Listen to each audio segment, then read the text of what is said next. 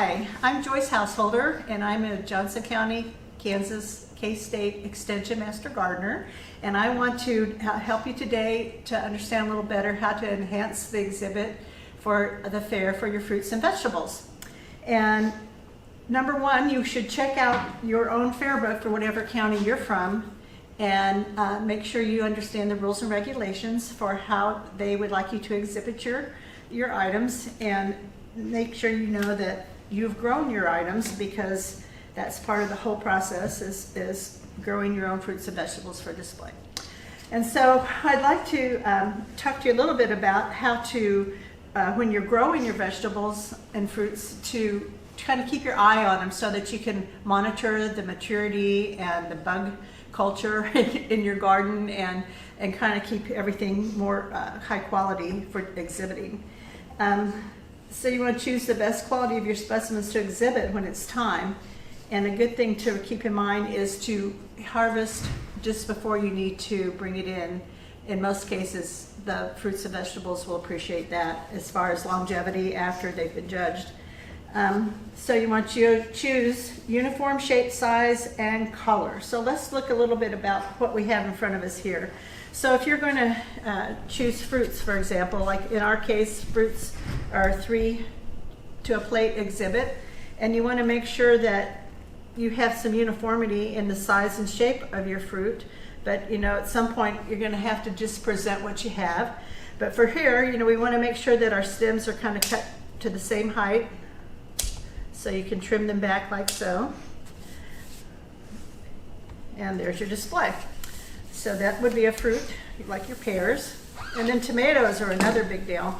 So there's various sizes and shapes of tomatoes. You want to try to get as uniform as you can. These are pretty uniform. They're smaller salad type tomatoes, but the problem with them right now is that they have their stems on. And when you leave the stems on, they bump into each other and kind of cause bruises and dents, and then you have rot or decay. So you want to make sure that you pop your stems off for your display. And then it's sometimes helpful if you just turn them over.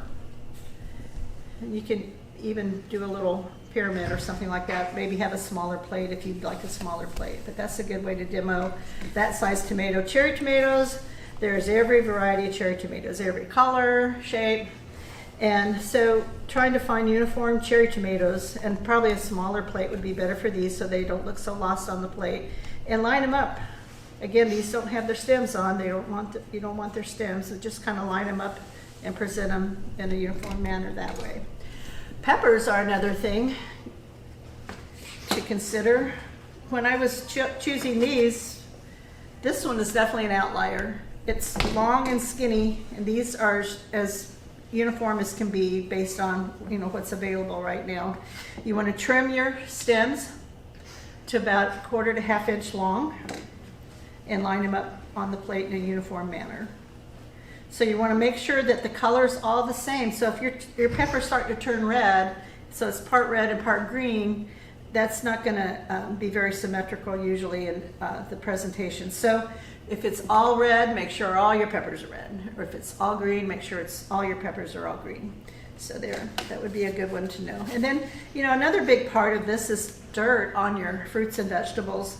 Taking a nice clean cloth, soft cloth, and cleaning your veggies, making sure you wash off all the dirt out of the crevices, and especially like the tops of your peppers and your fruit.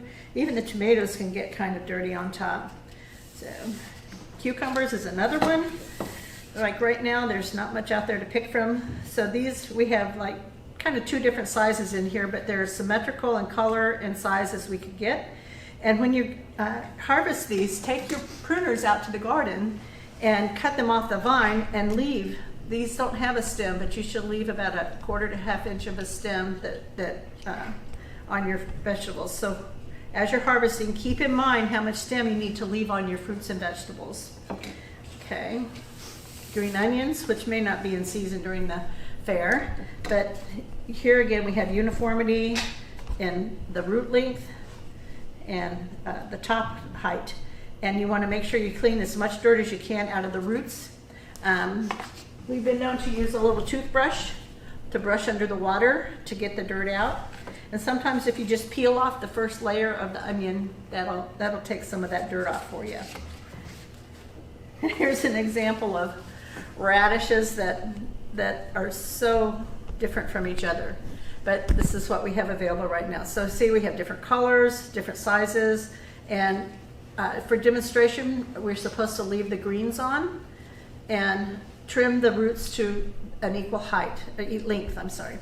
And so, again, brushing all the dirt off will be important, and then taking a cloth and drying it off. Okay, herbs. We have a nice section on herbs. I want you to realize that for our Johnson County Fair in Kansas, we use a clear vase or glass floral tube to display for judging. So you don't necessarily have to go out and buy vases. You can take the label off of this little jar right here, and this would work perfectly. And this is parsley, and there are 5 sprigs of parsley in here, which is what we have in our display. But technically they should be tied together, so rubber banded or whatever, and then put in the water. Okay, this is a vase that you could use, a clear vase like such, but don't go out and buy one if you don't have it. And then again, the herbs are, this is lavender. It's a little hairy right now, that 5 stems of lavender, rubber banded and put in water. And it doesn't necessarily have to be in water. You can get a plate and just send it off like this.